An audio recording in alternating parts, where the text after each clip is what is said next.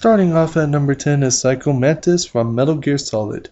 A telekinetic with a hatred for mankind is a great way to sum him up, but that is not why he made our list.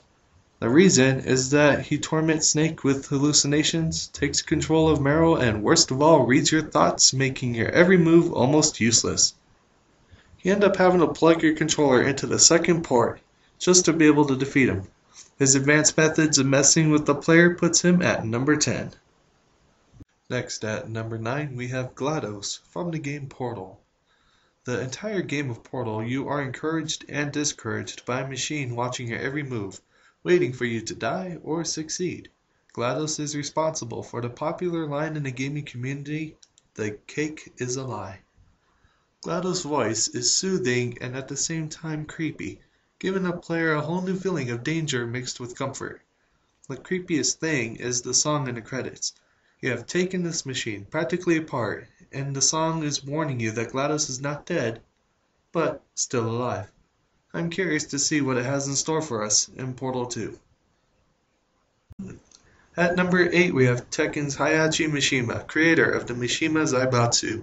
Although he might not be the best fighter in the series, he is still pretty badass. He threw his own son off a mountain, took part in resurrecting a god, and fought off his son Kazuya and grandson Jin Kazama while they were in their demonic forms. Not to mention he was also blown up by a squad of self-destructing jacks and still lived on. He may be old, but it's going to take a lot to retire this king of Iron Fist tournament. Number 7 is Nemesis. Here's the situation for Resident Evil 3. Everywhere you go are undead in human and animal form. Throw in a couple monsters, and when things seem to finally calm down at least for a second, a giant monster with a rocket launcher comes after you. Nemesis hates members of the STARS unit, and you just happen to be one. Our giant friend always seems to show up when you're out of ammo or low on health, and chases you throughout the entire game. Being chased by a monster sucks. Being chased by a monster with a rocket launcher? Well, that just sucks that much harder. And number 6 is Dr. Robotnik. He is the Wile E. Coyote of video game villains, chasing a blue animal that breaks everything he uses. Don't let that fool you though, he is one evil mastermind.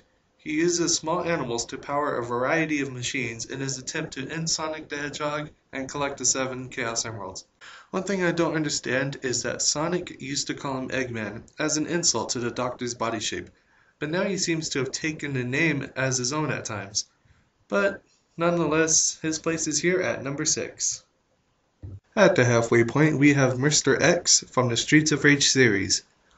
Mr. X is the crime lord that even Wilson Fisk could never be. Every gang in the city works for him, and those who don't aren't around long enough to matter. But why is he number 5? Because he is brilliant. After defeating the first game, he still comes back and takes over the city again in part 2. But this time Axel and his friends put him down for good. Or so they thought. He returns in part 3, but this time getting to him is a bitch.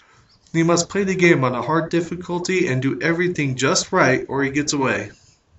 And when you do finally find him, he survives only as a brain in a tube. Now, I mean, come on.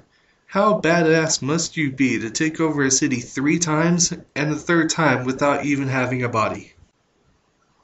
Next up is number 4, Liquid Snake. Solid Snake's twin brother and leader of Foxhound in Metal Gear Solid.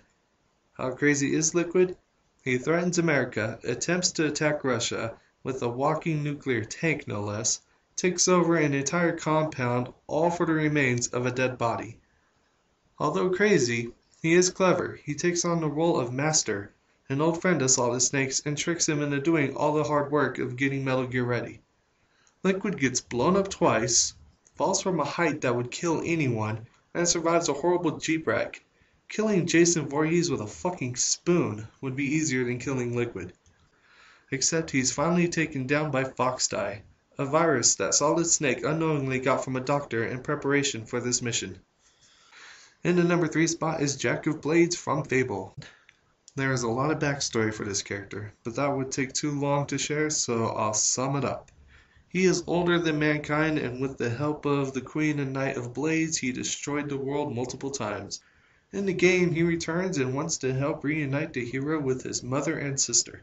His costume lets you know right away that he is bad news.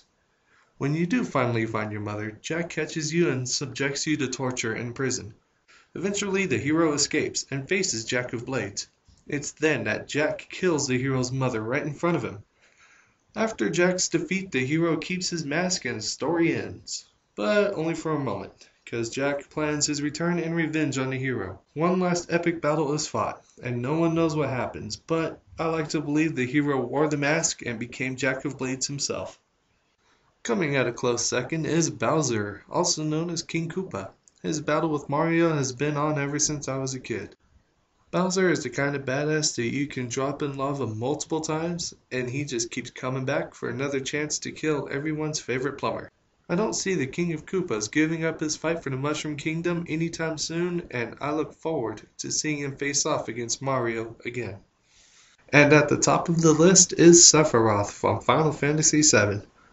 His tragic story begins when he finds out he's not human but a creation, and turns his attention to destroy the world. One of the best video game twists of all time comes when he falls from the sky to kill Ares, or Aerith if you prefer the Japanese name. Either way, Cloud's possible love interest, but he doesn't stop there. He burns down Cloud's hometown, reveals Cloud's past to be a lie, and has one of the, if not the best boss battle songs of all time. His widespread popularity has placed him in other games such as Kingdom Hearts and a few others, although some would say his popularity is mainly because he was the first villain of the 3D Final Fantasy games, but I disagree. I believe it was the story and the undying hatred for mankind that made him a legend. And there you go, there's a quick list of the top 10 most badass video game villains.